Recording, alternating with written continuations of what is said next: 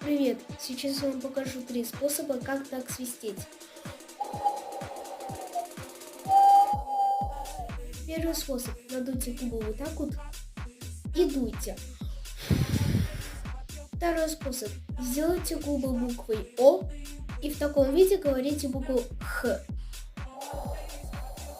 И третий способ. Выпускаем легкий воздух буквой Х. Губы все так же остаются буквой О. И вот что получается.